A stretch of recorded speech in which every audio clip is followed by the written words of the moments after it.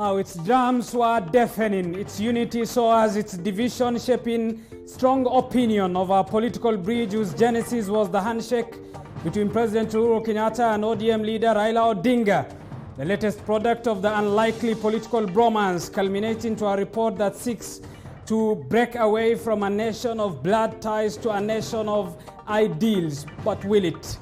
Good evening and welcome to Pundits Night. I'm Abu Bakr Abdullahi. Keep talking to us. The hashtag to use is Pundits Night. Send us a message on 22047. Our guests tonight, nominated Senator Isaac Mwaura, our resident analyst Herman Manyora. Good evening, gentlemen, and thank you for making time for us tonight on Pundits Night. Thank you very much. All right, Herman, let me start with you. The Building Bridges initiative in part states that Kenyans want to see inclusion in the executive while also wanting to directly vote for the president. President Uhuru Kenyatta, in his 28-minute address on the launch of the BBI report, said, and I quote, "The issue of inclusivity is great," sentiments that were echoed by ODM leader Raila Odinga. The Deputy President on inclusivity said he is a scientist who will want to be taken slow, wanting an explanation. But first, is it inclusivity for the political class or inclusivity for the general Kenyans? I think it is very clear representative democracy. Really, the people you put in power are there on your behalf. Mm-hmm. So if you have people in parliament, in the executive, they are exercising delegated authority. The sovereign lies with the people, and the people then donate that power to their leaders. So it will be fair to accept that those people are there, and when they are there, then we are there, because we can't all be there. You cannot put everybody in parliament. You cannot put everybody in the executive, however much you expanded. You can't expand it to include 47 million Kenyans. You can't even expand it to include all the 40-something ethnic communities in this country. So it's representative, and therefore, to that extent, it belongs to all of us. But Herman, it seems as though it matters when there are political sides that are not included in the general cake. It doesn't seem as though it is an inclusivity on behalf of the people. Well, I've said really the leaders are there on our behalf, at least in theory. So they are there on our behalf, and I've already said it cannot include all the 47 million Kenyans. It cannot even include all the 40-something tribes or ethnic communities in this country. At the same time, it cannot include all political players. It cannot include all political parties. It will have to include some, and the rest will have to accept that for now, it is those who are in power. So if it is going to have 5 people at the top, it can't be everybody. We have to accept and see that way. Those outside will always fight to be inside. They will even fight to be the ones running the show. And that is a sense of elective politics. And that is a sense of democracy. So those who do not feel quite included, and they are justified to feel so, then democracy allows them to fight to be included, or even to be the ones in power. All right, Isaac Mwaura, nominated senator, we are talking of the question of inclusivity. Is it a question of inclusivity when some political leaders feel as though they're outside the political equation, or there is a genuine need to include all Kenyans, irrespective of their tribe and clan for that matter, in the national discourse? Yeah, thank you very much, and thank you very much, Professor Manyora. It's been long since we shared a platform with this great gentleman. I think thank you, Isaac. Personally, thank you, most welcome. I think personally, I'm a bit skeptical about the whole issue. Not because it is not needed, but it needs to be tied a little bit. Because when you have a president who is powerful, very powerful, who can sack a prime minister, who can sack the 2 deputies, I think, a vice president who ceases to be a vice president if he's not a minister. I mean that is a little bit too much power concentrated on an individual who also appoints the ombudsman. And also, when you look at even the whole composition of inclusivity, people with disabilities have been removed in the Senate, they have been removed in the National Assembly, they are not in the County Assembly, they are not guaranteed representation. This BBI is a good conversation, but it is taking away the many gains of Kenyans. And I think I have been waiting for it, but personally I'm a little bit disappointed by the machismo that I see, the power grab that I see in this document, that if then is not corrected, is likely to take us back to a de facto one-man leader who has power. And you know, power corrupts, and absolute power corrupts absolutely. This idea of having one center of power is okay, but I think we have to have a president tamed from appointing the ombudsman of the judiciary. We have to have a president also who doesn't just wake up and sack the prime minister. The Tanzanian model and society is very different from ours because that's where it is borrowed from. And I think, let me just make this point. And I think that is why the president said in Kisii, and he repeated today, I was there, that we should open this dialogue and conversation so that then we tie up some loose ends. We are trying to reduce the risk. We are de-risking our politics, whereby we don't have a winner take it all, but let us also get it right. Let us also not exclude other people. Women have been lied to. Women have been removed from the upper house, essentially from this document. The upper house is the National Assembly. All right, that is where government is. But they have been taken to a Senate which is weaker, and they are being told they are being equated now to the male senator, where they have very little decision, especially on money matters. All right, Isaac, just a reminder that this discussion will be based on issues, the hits and misses of the BBI, and we will go systemically from one issue to another, and still sticking on the question of inclusivity. You talk of tying the loose ends. On an expanded executive, the report is calling for the establishment of a premier who will be picked by the president from members in the majority party in the National Assembly, the creation of the official opposition and mixed cabinet drawn both from parliament and technocrats. That is not, in your view, tightening the loose ends? No, it is not, because if you've said, for example, parliament would have an extra 70 seats. Actually, there are 349, it's 11, but then you have the Attorney General there and the leader of official opposition, so you make it 62. And then if you are to say half of the cabinet is out of parliament, then you'll have another 11 members. So you are talking about 373 members. But the tragedy is the chances of that having women, of having people with disabilities, or having young members of society are low. Not unless they are directly elected. And these are the same elections that are themselves are very discriminatory. That is why some of us actually appeared on the scene because of the 2010 constitution. So you cannot expand government and then leave alone the most marginalized. So that's why I have a problem. You know, let's call a spade a spade. Let's not just sugarcoat things. We need that inclusion. We need to have not just two positions fought for by Kikuyus and Kalenjins, for example. We need 67% of this country to feel that they do have a chance of the highest excellence of leadership. But that cannot happen in a situation where you exclude others. And further to it, let us also be alive to the fact that because of our tribal politics, we may actually end up having a prime minister who is not from the party of the president. And you know, the consensus that was created in 2007 through the National Accord made Raila Odinga a prime minister, but he was not from the same party with Mwai Kibaki. I mean, that time, ODM had more members of parliament than PNU, which had only 46 as a party, not as a coalition of small parties. ODM had, I think, 102. So clearly, ODM was ahead. And that's why I'm saying we need to look at the nitty. The devil is in the details. Leave alone all the shenanigans you saw today in Bomas of colorful language and what have you. Very pertinent issues were actually addressed by Musalia Mudavadi, by William Ruto. They raised very good questions by Kalonzo Musyoka. You know, and let us also agree to disagree so that we don't just create a cacophony of psychophancy.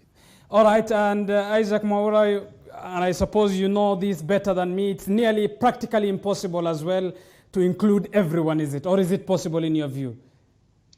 Well, what is the need of building bridges? I think what we are trying to say is that it's a ceasefire, tame ambitions.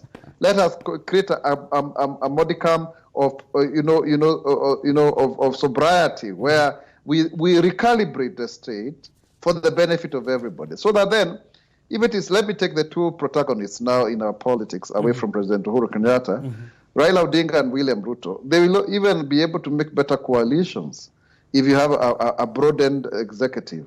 But then that should be looked at in such a manner that it will actually enable that to happen, not just to have one ethnic community taking all of the positions. All right. And also at the same time not leaving other people behind by dumping them either in a degraded Senate or removing them altogether. All right, Herman, looking at the report and what it states, it says Kenyans want to see inclusion in the executive while wanting to directly vote for the president. And I repeat, Kenyans want to see inclusion in the executive. The current executive is led by the president, who is a proponent of this BBI report. He is the one who appoints, at least proved again and passed by parliament, the members of the cabinet. If Kenyans want to see an inclusion in the executive as it is now, one will suppose it is the primary responsibility of the president to do that and not necessarily create more positions. Well, there are many ways of looking at it. You could say inclusion would mean, how do you share the resources of a country? How do you share what we call development? Is it really equitable and equal? Do I see the same development in Siaya as I would see in Nyeri, for example? Obama was here, President Obama, and he addressed himself to that, of course, maybe in passing. He said that's not the case, that a child is likely to sleep hungry in Siaya than Kiambu, and so on and so forth. You can also look at it in terms of the president taking the initiative by forming a government that is all-inclusive, so that when you are sharing ministries and planned parastatal jobs and other government agencies, you share them out in a manner that shows Kenyans they are part of it, so that you do not give all the good ministries to people like, say, from two communities that form the current government. Sasa unawachia watu wengine matumbo, Ministry of Social Services, but Herman, gender, Herman, let me interject you. That's one way, yeah. Let me interject you at that point. If he is the head of the state and he is at the heart of many of these major appointments, and Kenyans say they want inclusivity in the executive that he heads, one will suppose that is a finger pointed to the president. You don't need to create more positions for this.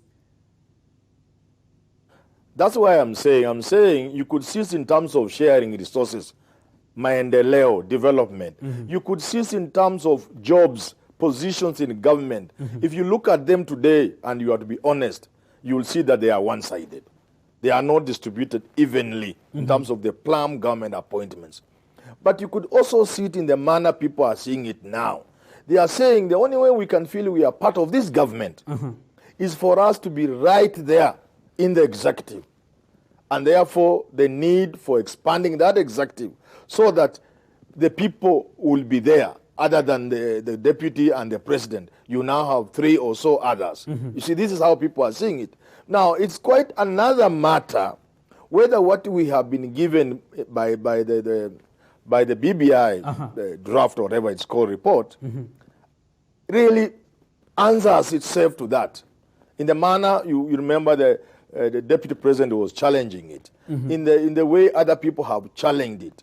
How much inclusivity or sharing is there when we have such a weak prime minister?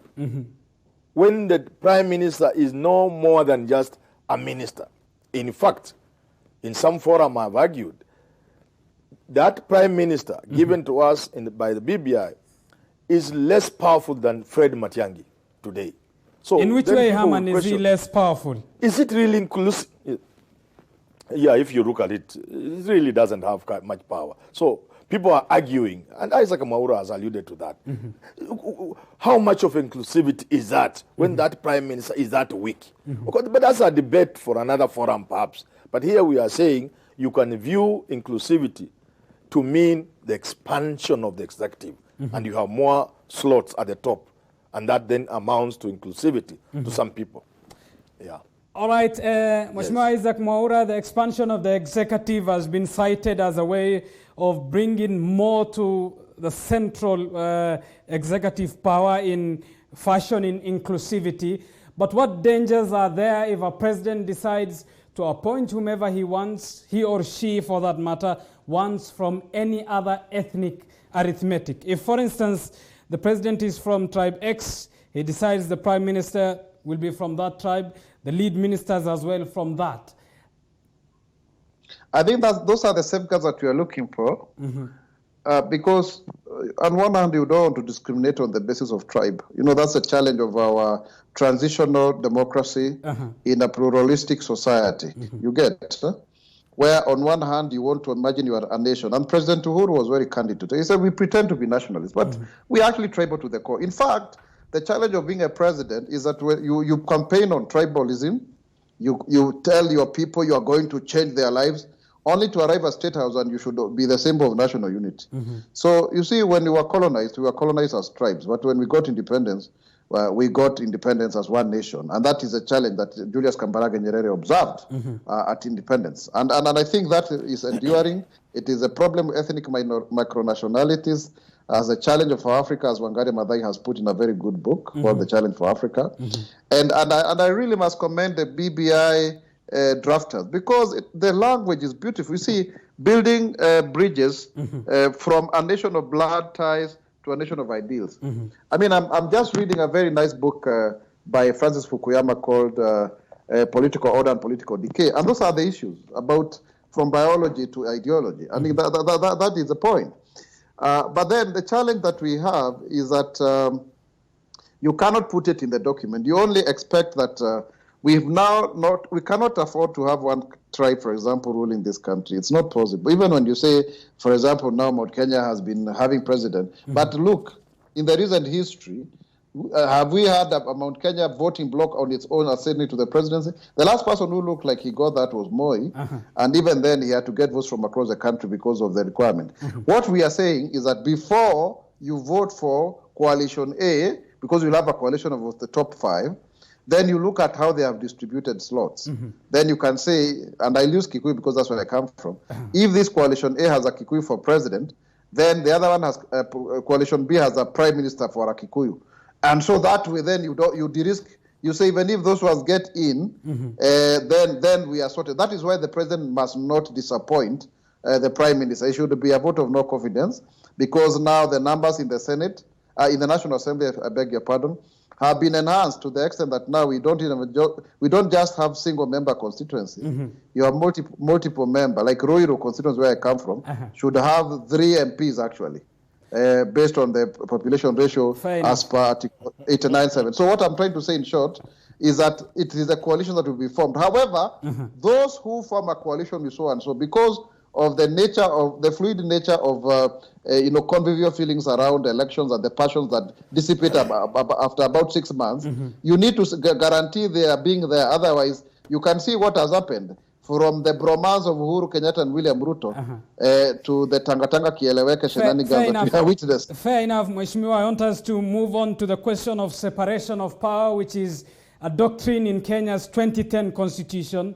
If the proposals of the BBI reports is the creation of the office of the Prime Minister, who will be conducting the government business in the National Assembly at the President's request, and who can also chair the subcommittees. You're talking of someone from the executive in the National Assembly. You also have the members of the minister. You have the Attorney General, who is to become an ex-official of the House. Where does this leave the doctrine of separation of powers in the Kenyan Constitution? I think that's why you need the Senate to be the upper house, so that it can now have the full mandate of the legislature. But now if you have everybody in the National Assembly, and then you have a very weak Senate full of men and women, the women reps have been dumped there, the disabled have been removed from there, the youth cannot even find their way there. What kind of separation of powers are you saying? You are simply saying the legislature and the executive have been merged, and then the judiciary in terms of disciplinary measures, the president still has powers to actually tell the ombudsman, because I appointed you, can you discipline Judge so and so because they made certain rulings? I mean, look at the JSC composition. It is jumbled up also because the AG now will be in all of the three arms of government. He sits in the judiciary. He's now a full cabinet minister in the executive, and he's also a full member of the National Assembly. So you are seeing some kind of consociationalism of sorts, where people come together by consociation, but then the real people who provide oversight are the backbenchers. But these backbenchers cannot really just be resident in a capricious house such as of the National Assembly. So that's why you need an upper house called the Senate, which then would be a house of revision, a house of reason, a house of sobriety. And apart from the time like we almost lost it around the division of revenue and the third generation formula, generally, and I am saying this out of experience, not just out of experience, the Senate is more mature. People discuss more soberly. There is more time. So you need to have, really, the word Senate comes from the word senior. Fair enough. Fair enough. You have defended the house you are part of, Mheshimiwa, and you have a right to do that. I won't ask you which house has no reason. No, let me explain to you. You'll get me wrong. The issue is about the legislature. When you have already gotten all the MPs to be ministers and deputy ministers, and you have the leader of official opposition in the National Assembly, then where is the legislature? You can only have it in the upper house, that is the Senate. And of course, you've even increased 35% of the devolved funds, but then you have reduced or removed the power of the Senate in the division of revenue as per Article 218. Fair enough. Fair enough. Point made. Herman, on the question of separation of powers as a doctrine, it seems as though these proposals will have no powers separated. From I don't know how far back, we have been tossing one thing and the other about this constitution.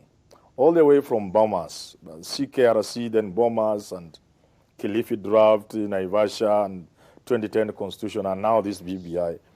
One thing stands out, Abubakar, and that is laziness. We have the habit in this country of being very lazy when we have a national task. When you look at the committee of experts, all you see is laziness. All you see is poor architecture of the 2010 constitution. When you look at this BBI report, you see a lot of laziness.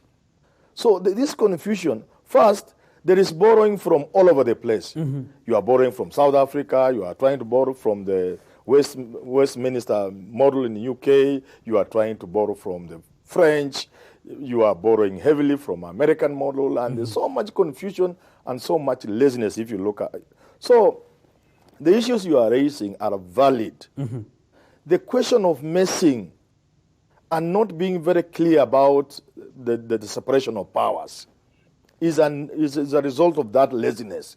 So that what William Ruto, for example, was questioning today about the prime minister and where they would come from, so and what would happen if there is from another party, and that when you campaign the president, you are now campaigning, you have an agenda, you want to implement that agenda. You cannot ask a stranger to come and implement your agenda. So there's a lot of laziness. And because of that, I think, if you ask me, this is a good document, but it must be a document that we must now use to have a serious national engagement. Even if just for technical reasons, you can see certain things just can't work. Certain things are unconstitutional themselves. Even the principle of really of the separation of powers in terms of the legislature, which provides oversight. How do you oversight when you are running a constituents funds? That CDF thing is unconstitutional. Despite changing it to national government constituency, that is unconstitutional. Members of parliament raise funds, revenue, oversight, the same, and so on and so on and so forth. They cannot be the ones to implement. Now we are pushing that mess to the world. Herman, either because of the laziness or yes. Herman, you say when you look at you ask a question. Yes, you say when you look at the document, you say there is a lot of laziness. Odinga today described Yes, the laziness. 2010 constitution as a ceasefire document. Is ideal far-fetched? But if it was a ceasefire document in 2010, we made a lot of compromises just to have it passed. Why must we also make compromises today? So I thought if we made compromises, we must now get it right as it is possible. Because now we are not in a hurry. The CDF, for example, I'm telling you, is unconstitutional. The courts have ruled as much. Now the same mess you are taking it to the ward so that you have a sweetener in the bill. So there's a way you could do it, for example. That's why I'm talking about laziness. All devolved funds must be channeled to the governor, to the county. Now you have to be creative and innovative and not lazy so that we can say so much will be for my ward colleague Sambai. But you don't give it to my MCA. You have to be creative, not lazy. Don't push it to him. Say this belongs to her. The governor will implement the 200 million in my ward, but the MCA will make sure nothing goes wrong. He will oversight that. You get it? Just as he would say, so much of the money that goes into the county, this percentage is for the constituency. The member of parliament is to ensure the projects they have identified are implemented by the county and implemented properly. So this, I'm saying, laziness means you just get the money and give it to an MP. You get money and give it to a senator. You get money and give it to an MCA. So there's so much laziness. Now to come to your question, the mess you are seeing, the overlaps, is a product of that laziness I'm talking about. All right, Herman, let's move from that and get to the judiciary and the proposals of the Building Bridges initiative on the judiciary. The BBI report proposes radical changes in the administration of justice in the country. It calls for the creation of an independent office of the Judiciary Ombudsman, and just for purposes of clarity, the word ombudsman comes from the Swedish word ombudsman as well, which means a legal representative. Mheshimiwa Isaac Mwaura, is a legal representative an independent office in the name of a judiciary ombudsman needed?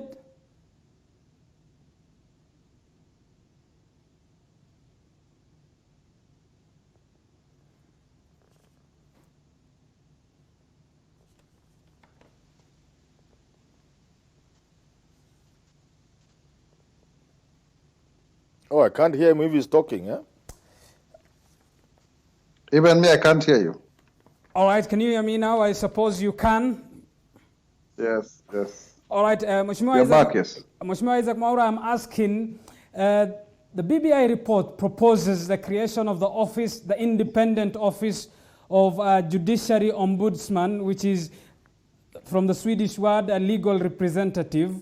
For this matter, is the office of an ombudsman first needed? Yes, and before I come to that, let me just clarify something the professor said. The problem with our democracy is that we don't have legislatures. We don't have legislators. Let me clarify this. We don't have legislators in Kenya. And that is the problem. It's not the problem. Maybe let me correct. It's not really a problem. It's a transitional issue from simple agrarian communities to one that is urbanizing and anonymous in the metropole of the ubiquity of the Internet of Things and the fourth industrial revolution. The Kenyan member of parliament is elected to bring development and to dispense social welfare and to attend to funerals and to build roads and things like those. That is why you find every person in the position of power wants their own kitty. In fact, one of the reasons why women don't want to go to the Senate is because they are going to lose their NGAF, the National Gender Affirmative Action Fund. Because the Senate, we've been also asking for $2 billion for oversight, which the National Assembly has refused.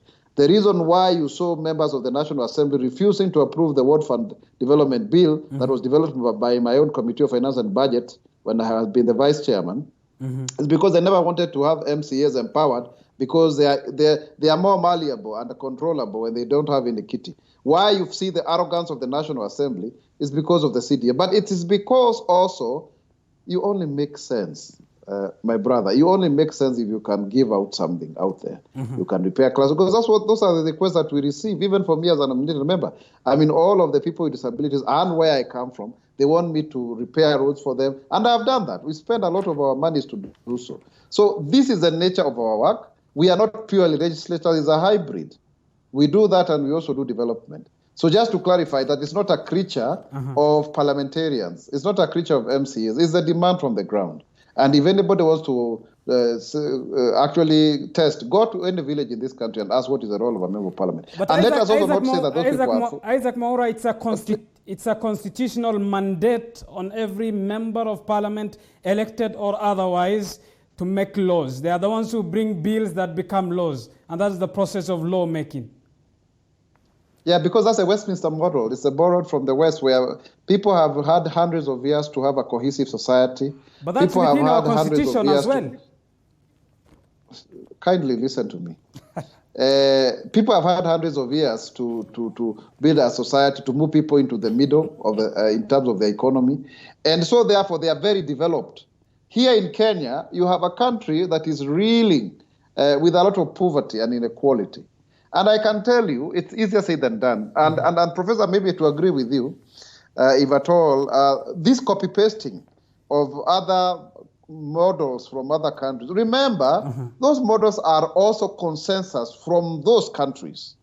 And there are peculiar, nuances that made people to come to such a conclusion. In fact, because of the project democracy, institutions, which is a rule that persists over time despite having present prime ministers and what have you, have been able to proliferate across the world. But let's remember that societies are different. The problem why you've never seen the emergence of a first world country in Africa is also partly because we've not been able to manage our diversity. And our diversity requires that people have expectations. The way the tribal chief was a rich person who could help in the village and things like those, it has persisted. And we have enhanced it, I must also confess.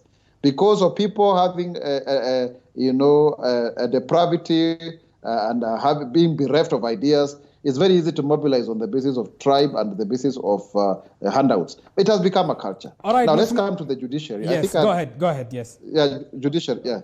Judiciary now, yes, you need an ombudsman. You need one because judges are becoming very interesting. They are taking powers unto themselves and nobody disciplines them. Because when you look at the composition of the JSC, it is vested with interests. Who are the people who end up sitting there? The judges, the magistrates, the judges of superior courts. Then you have the appellate judges, and all. They are all represented there. And practicing lawyers like Ahmed Asil Abdirahi, who practices and hires lawyers and at the same time wants to be this independent socialite, commenting on every other issue. Those are not he used to be there before, he no longer is. But there's a lot of conflict of interests. And if you want to hear different opinions, you'll get every lawyer telling you that they are right. So you need a place where if judges are receiving money, and one of them actually told me every judge has a price, you report independently. Now, the question is, I don't think that should be appointed by the president. I think there should be a proper panel under legislation. Then the president is only given maybe to there needs to be a mechanism that makes that office to be neater in terms of how it is constituted. But then Ombudsman also is an indictment on the Commission on Administrative Justice because that is actually the public protector as per our laws. In the Chapter 15 Commission, Article 47 on fair administrative action. If the judiciary requires an ombudsman, is a failure on the CAJ in its mandate.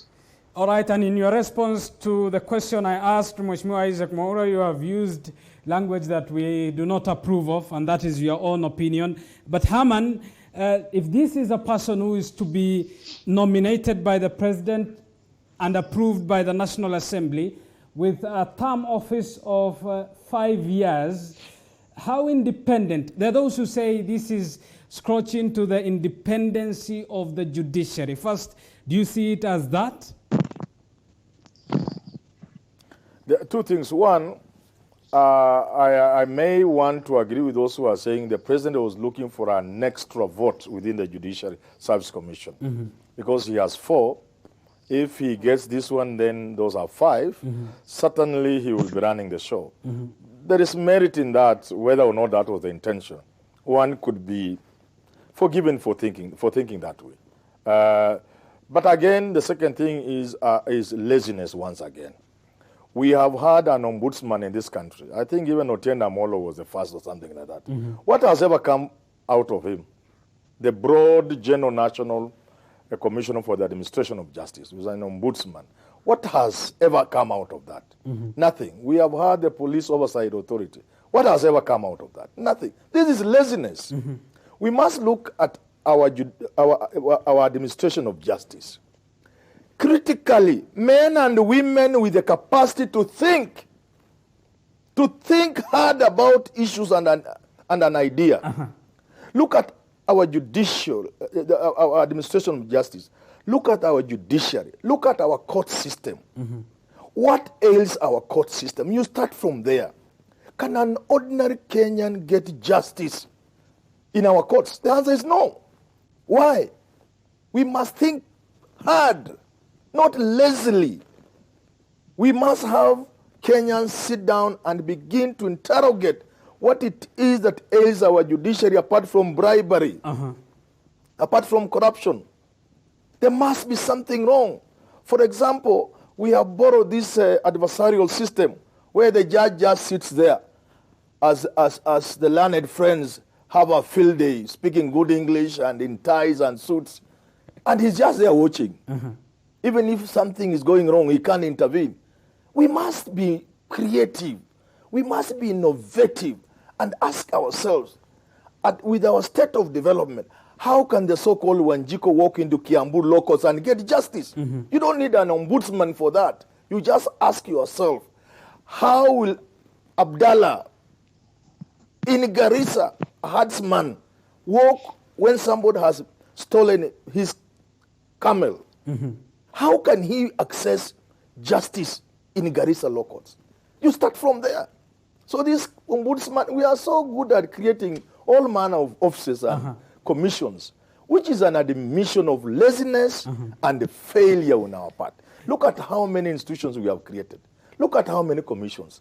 If I may ask you, do they serve any purpose? Today the doctors are lazily, and these doctors these are the A students in this country. They are asking for a health service commission. The teachers, on the other hand, who fought so hard to have it in the constitution, these 10 years down the line, they are saying, no, wait a moment. This TSC is a monster. Let's look at it afresh. And the doctors, the A student, want a health service commission. That is the laziness I'm talking about. We have to interrogate issues like men and women endowed with brains, with the capacity to think and say, why do you think we have a mess in the health sector? You don't go for the easy, lazy solutions of a commission, which 10 years down the line, because in the next, let me finish. Let me, please. Go ahead, Aman. Because in the next 15 so years, a county like Turkana may, through this gold, and they have water, and they have minerals, the county, Turkana County may be so rich that is able to pay a doctor 5 million shillings per month.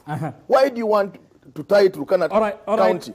Masai Mara can generate, listen, Masai Mara can generate enough funds once you transfer these national reserves and the parks to Lake Narok County, the way Masai Mara was under Narok County Council. They can generate so much money. They may be willing and able to pay a doctor 4 million. Why are we being so lazy?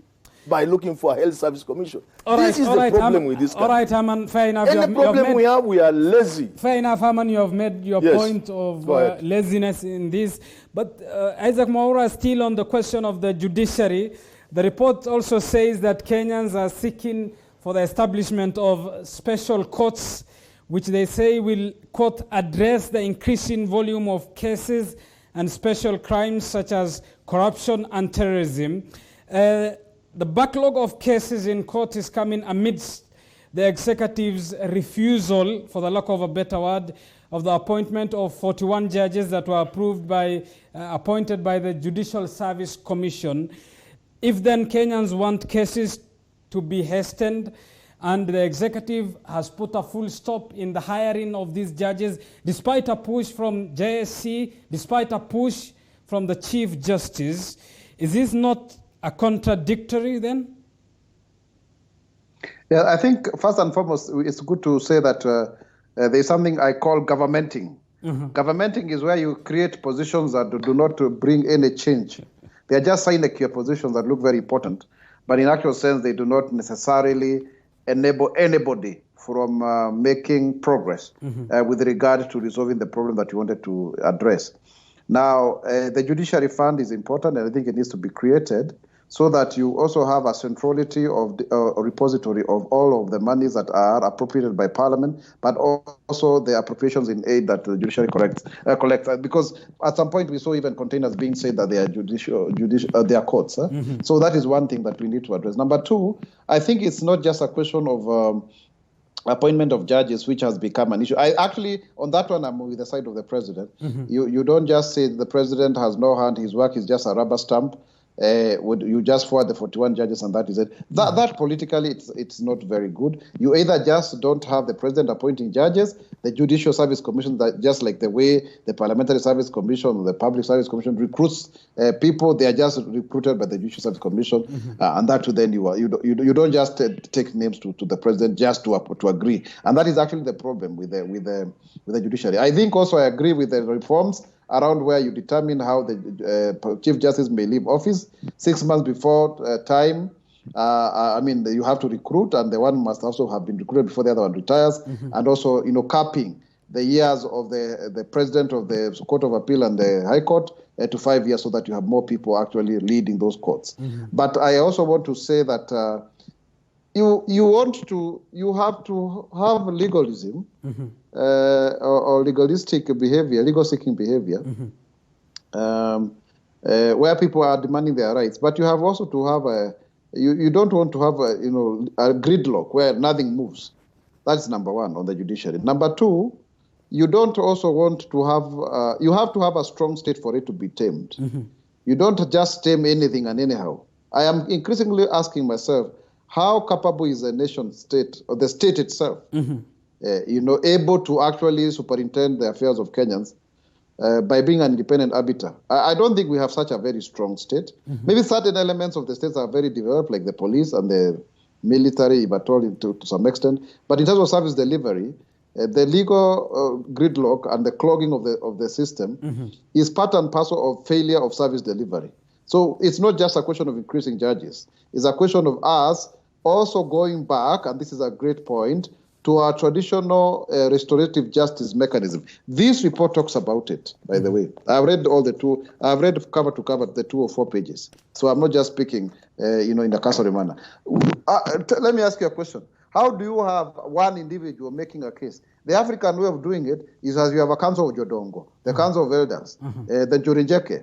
There are several of them, and you talked about clans. So that then and usually if you look at the cases, apart from extreme punitive measures of criminality, usually it's restorative justice.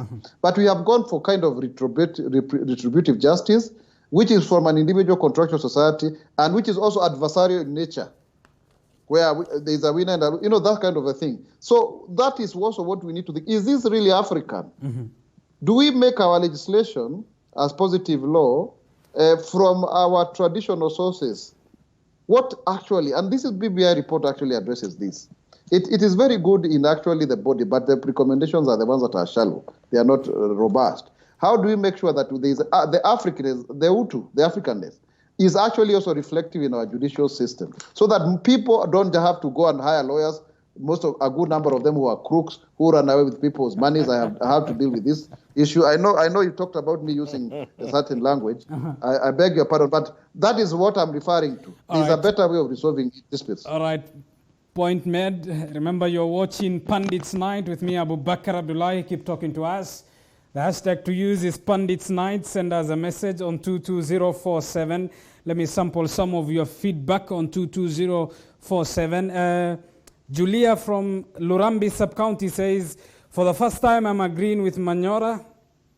She hasn't specified the particulars of that agreement, nonetheless. As Kenyan, let me ask Manyora, if we want the government of inclusivity, why go for election if Kenyans are one?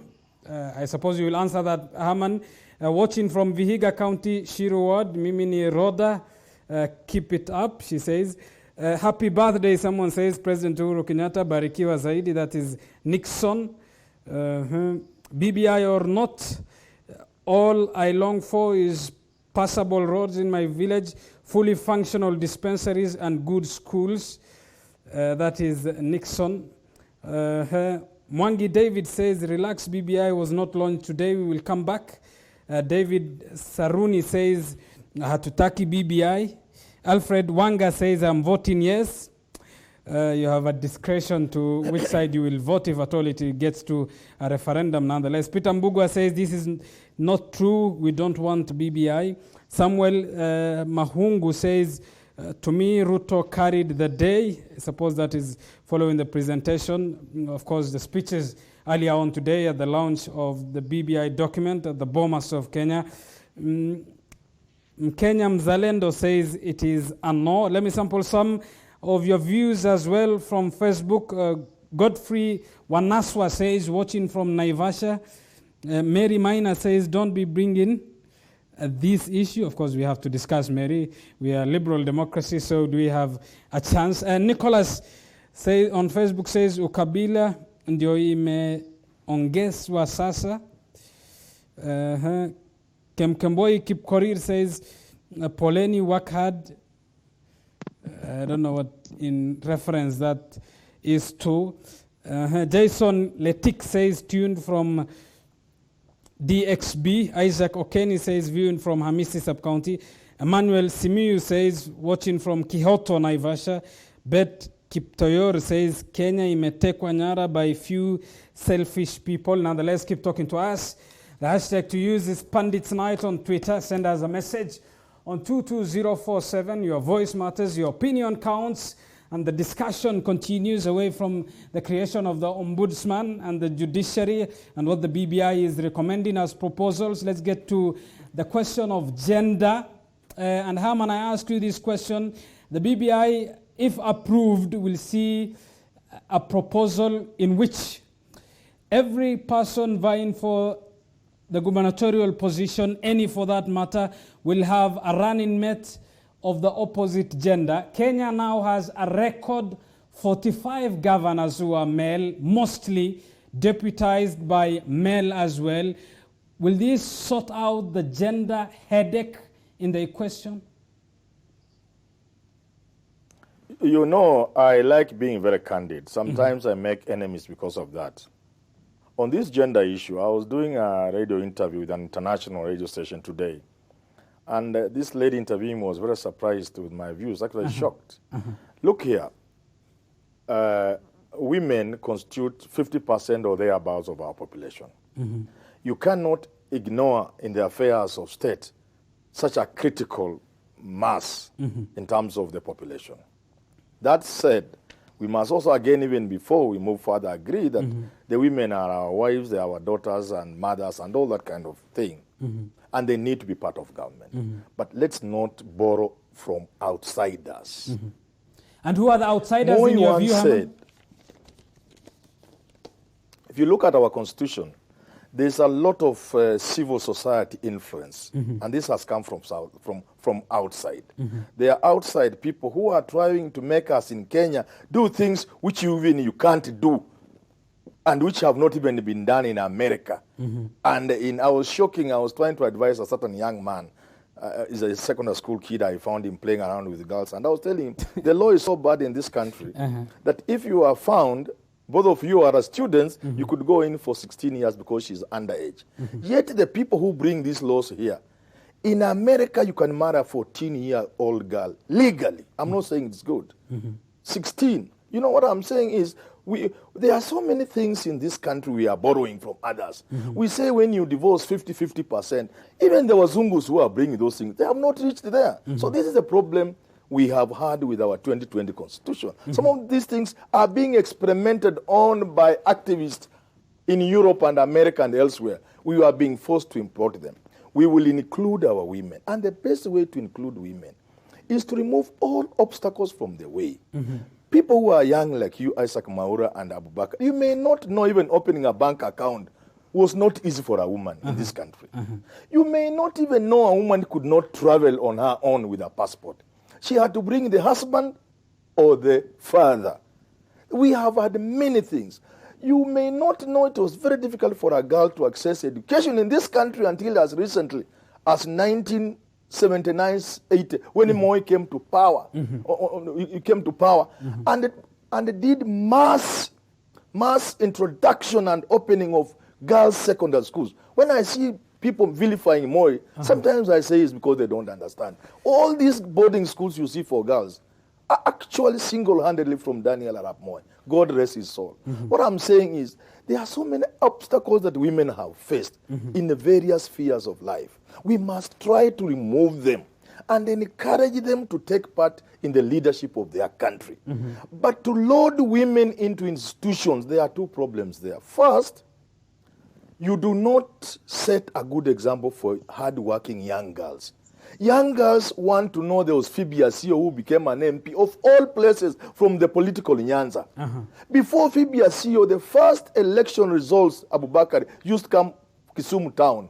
74, and that was Grace Onyango. We have had Ngilu, Karua, those, they are an inspiration to young people. So when you just give, you kill that root of inspiration.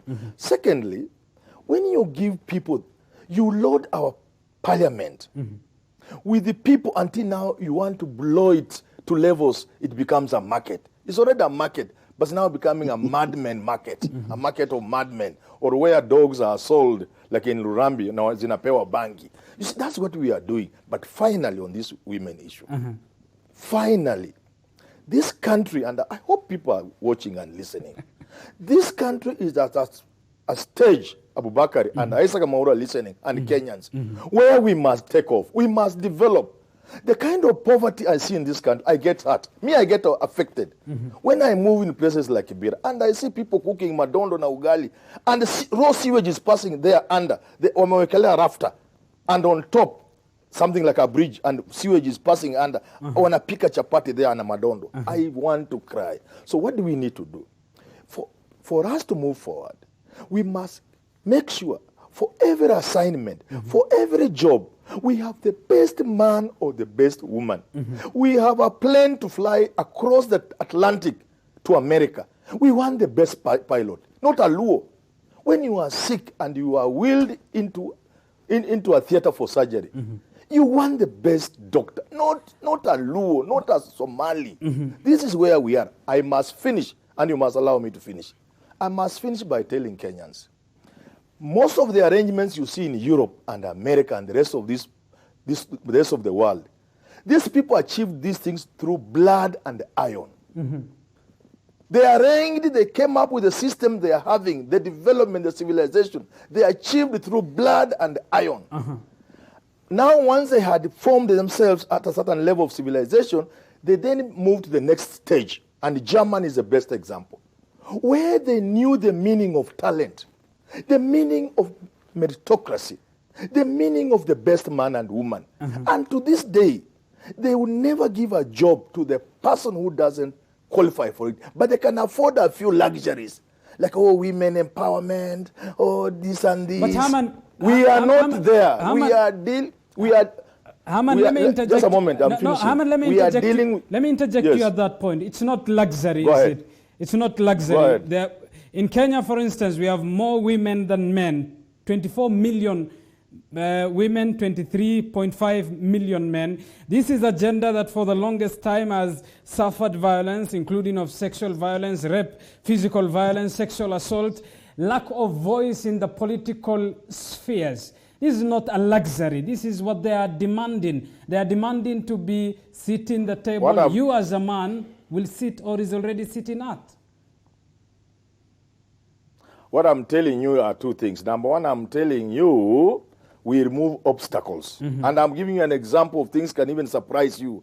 We remove obstacles. We give incentives.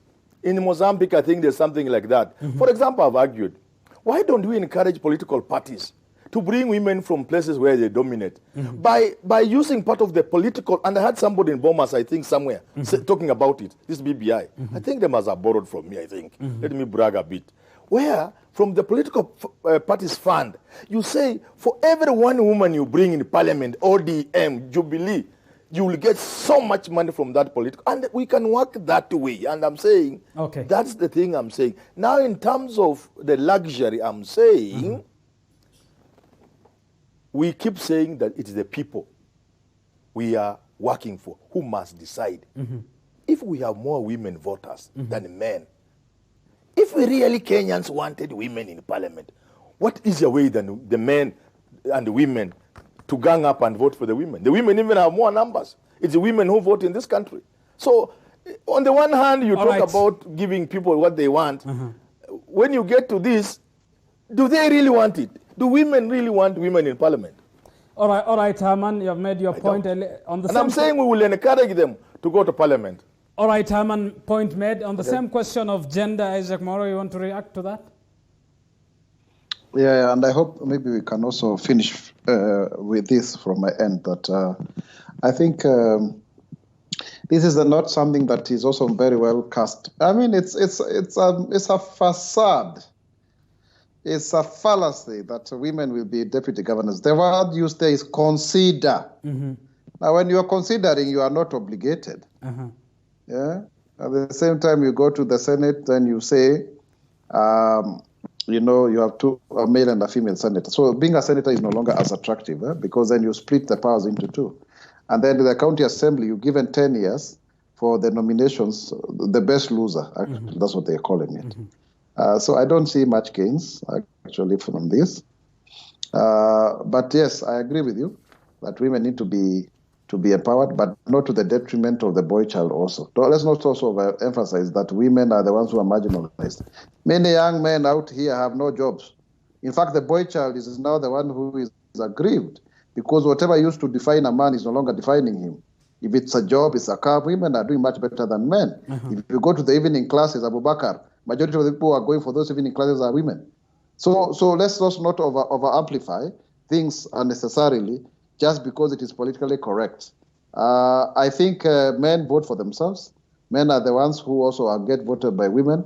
It will be progressive. It cannot be. Even Article 81 is not supposed to be implemented in full. It is supposed to be implemented with regards to Article 82, even Article 27.8. So I think personally, let's not over-struggle with this issue. It is progressive implementation. But I agree, we need to create more room for everybody, but not to the detriment of actually bloating, structures of government. Because Parliament, and maybe Professor Manyora a little bit, Parliament is not really just a bucket place. We have very good ideas and people who do great things. But I agree with you, when we are too many, then even like in the National Assembly, to get a chance to speak for 3 minutes is a nightmare. So what do you express yourself in 3 minutes? Here we've been talking for more than an hour now. So you need more people, less people who can talk more and also interrogate more. That's how you get value. Not just where you don't even know. Like now I look at people in the National Assembly, I don't even know them, majority of them. And then people then start thinking these are opportunities where you get, ukipata yako tano ukiendanga. Unaenda ukiendaga, the way they say it. So I think we need to also make it serious, because when you go to these jurisdictions that you're talking about, you find people who have been in parliament 30, 40 years, and they make the best of legislatures. But then they have institutional memory. Then they are not easily compromisable, because, by the way, when members of parliament come for the first time, they're easily excitable. You don't want to say people who just go to parliament and say, Wamama, hi, and then you say that is inclusion. All right, and at that point of excitement, because of the interest of time, we'll have to end the show there. Gentlemen, thank you for making time for us tonight. Asante sana. Keep talking to us. The hashtag to use is Pundits Night. Send us a message on 22047.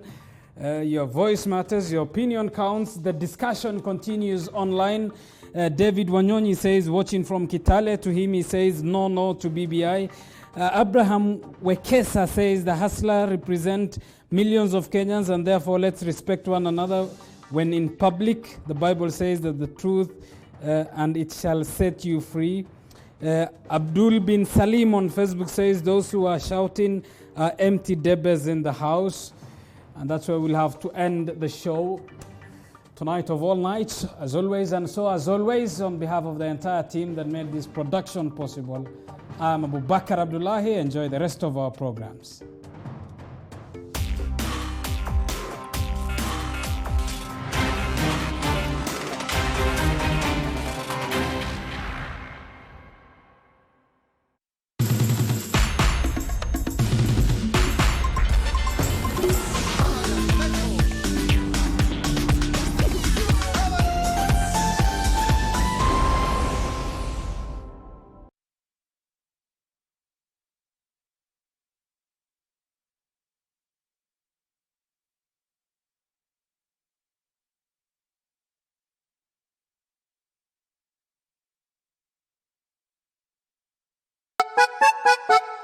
Sonadol Extra imetengenezwa kwa njia spesheli kupambana haraka na maumivu ya kichwa, mwili na hata meno. Sonadol Extra, hakika maumivu yakizidi, pata ushauri wa daktari. Nani alisema mimi si mtoto wa Mungu? Mimi nakwambia matajiri wanakuanga wametarau watu sana. Mtos, habari ya asubuhi? Nzuri sana. Unacho unaongea na milionia sahi.